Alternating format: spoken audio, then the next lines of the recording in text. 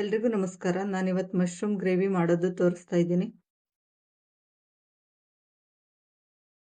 ಈಗ ಒಂದು ಬಾಣಲಿನಲ್ಲಿ ಎಣ್ಣೆ ಹಾಕ್ಕೊಳ್ಬೇಕು. ಎಣ್ಣೆ ಬಿಸಿ ಆದಮೇಲೆ ಚಕ್ಕೆ, ಲವಂಗ, ಏಲಕ್ಕಿ, ಒಂದು ಪಲಾವ್ ಎಲೆ, ಅರ್ಧ ಸ್ಪೂನ್ ಜೀರಿಗೆ ಸೇರಿಸ್ಕೊಂಡು ಫ್ರೈ ಮಾಡ್ಕೊಳ್ಬೇಕು.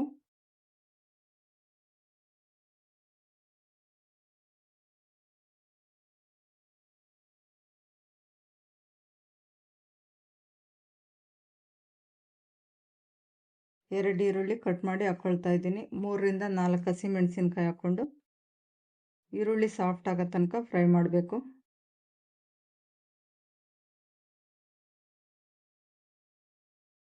ಅರ್ಧ ಸ್ಪೂನ್ ಶುಂಠಿ ಬೆಳ್ಳುಳ್ಳಿ ಪೇಸ್ಟ್ ಹಾಕ್ಕೊಳ್ತಾ ಇದ್ದೀನಿ. 1 ಸ್ಪೂನ್ ಧನಿಯಾ ಪುಡಿ, 1 ಸ್ಪೂನ್ ಖಾರದ ಪುಡಿ, ಅರ್ಧ ಸ್ಪೂನ್ ಗರಂ ಮಸಾಲ, ಅರ್ಧ ಸ್ಪೂನ್ ಕಾಳು ಮೆಣಸಿನ ಪುಡಿ, ಅರಿಶಿನ, ರುಚಿಗೆ ಎಷ್ಟು ಬೇಕು ಅಷ್ಟು ಉಪ್ಪು ಸೇರಿಸ್ಕೊಂಡು ಎಣ್ಣೆಯಲ್ಲಿ ಫ್ರೈ ಮಾಡ್ಕೊಳ್ಬೇಕು.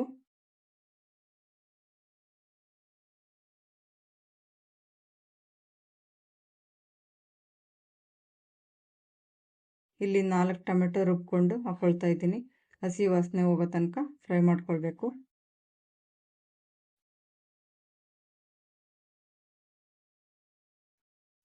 ಇಲ್ಲಿ 400 ಗ್ರಾಮ್ ಮಶ್ರೂಮ್ ತಗೊಂಡಿದ್ದೀನಿ.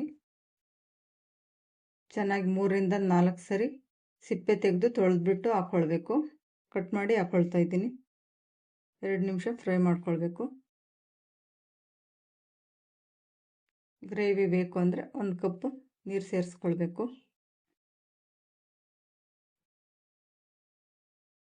ಲಿಡ್ ಕ್ಲೋಸ್ ಮಾಡಿ 5 ರಿಂದ 6 ನಿಮಿಷ ಸಣ್ಣ ಊರಿನಲ್ಲೇ ಬೇಯಿಸ್ಕೊಳ್ಬೇಕು.